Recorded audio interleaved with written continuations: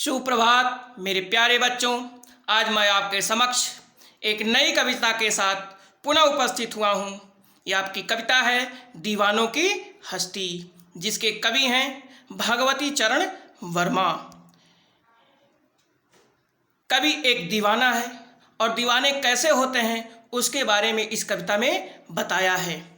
वे स्वतंत्र होते हैं, उन्हें किसी भी प्रकार की माया मोह या किसी प्रकार की तृष्णा की कोई अभिलाषा नहीं होती है। तो आज उसी कड़ी में हम आगे बढ़ते हैं। तो इस कविता को जानने से पूर्व में हम थोड़ा सा कवि परिचय जान लेते हैं। तो भगवती चरण वर्मा हिंदी के एक सुप्रसिद्ध साहित्यकार थे।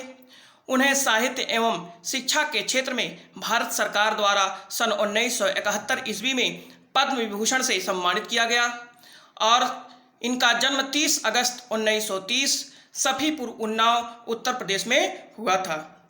इनकी मृत्यु 5 अक्टूबर 1981 ईस्वी में हुई थी। इन्होंने शिक्षा इलाहाबाद विश्वविद्यालय से प्राप्त किया था।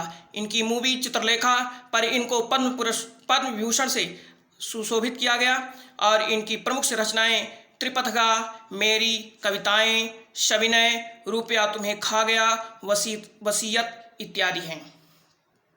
तो चलिए इनकी कविता पर आगे बढ़ते हैं। हम दीवानों की क्या हस्ती है, आज यहाँ कल वहाँ चले, मस्ती का आलम साथ चला, हम धूल उड़ाते जहाँ चले। तो इस कविता के माध्यम से कवि कहता है कि मैं तो एक दीवाना हूँ और दीवाना एक स्थान पर स्थिर नहीं रहता। दीवाना मतलब जो मस्त मौला हो। तो यहाँ पर इन पंक्तियों के माध्यम से कवि कहता है कि उसका स्वभाव एक मस्त मौला व्यक्ति जैसा है।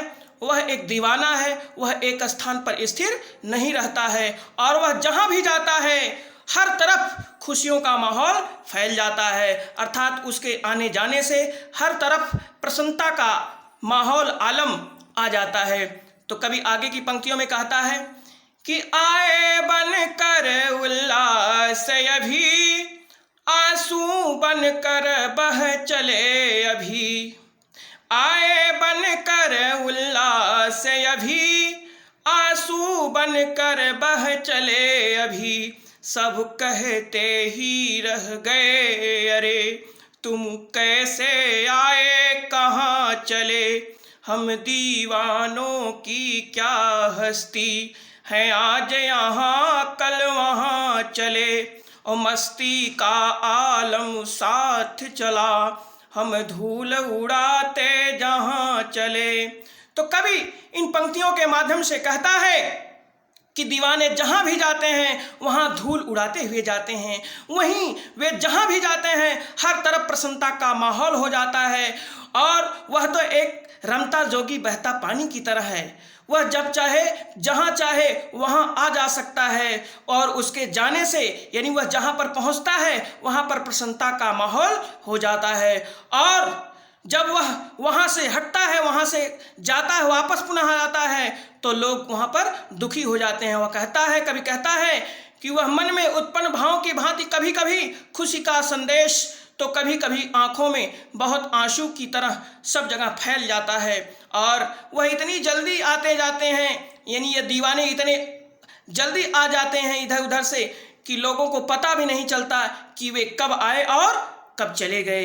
तो दीवाने कब आते हैं कब चले जाते हैं उनका कोई भरोसा नहीं है। भगवती चरण वर्मा जी कहते हैं कि मैं तो एक दीवाना हूँ और जब तक इस धरती के लिए मैं बना हूँ तब तक मैं लोगों को प्रसन्नता, खुशियाँ, आनंद बांटूंगा और जब नहीं रहूँगा तो लोग गम, आंसू, दुख इत्यादि का हमारे प्रति अनुभव करेंगे।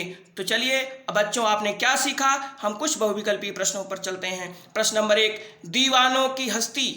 दीवानों की हस्ती पाठ की रचना निम्नलिखित में से किसके द्वारा की गई है। दीवानों की हस्ती पाठ की रचना निम्नलिखित में से किसके द्वारा की गई है। आपके विकल्प हैं क सूर्यकांत त्रिपाठी निराला, ख भगवती चरण वर्मा, ग रामधारी सिंह दिनकर, घ इनमें से कोई नहीं। तो बच्चों आपने अनुमान लगा लिया होगा आपका कौन सा विकल्प सही है। तो आपका विकल्प ख सही है, भगवती चरण वर्मा। हम अगले प्रश्न पर बढ़ते हैं। प्रश्न नंबर 2, दीवाने अर्थात मस्ती भरा जीवन जीने वाले जब एक स्थान से दूसरी जगह जाते हैं तो उनके साथ निम्नलिखित में से क्या होता है। आपके विकल्प हैं का उनको सुरक्षा देने वाला दल मिलता है, ख पुलिस का दल, ग मस्ती का आलम, घ चिंता के बादल। तो बच्चों आपने अनुमान लगा लिया होगा कि आपका कौन सा विकल्प सही है। तो आपका विकल्प ग सही है, मस्ती का आलम। चूँकि कहा भी कहा गया है इस कविता में कि जहाँ भी दीवाने जाते हैं वहाँ मस्ती का आलम आ जाता है। तो आगे हम बढ़ते हैं प्रश्न नंबर 3 पर।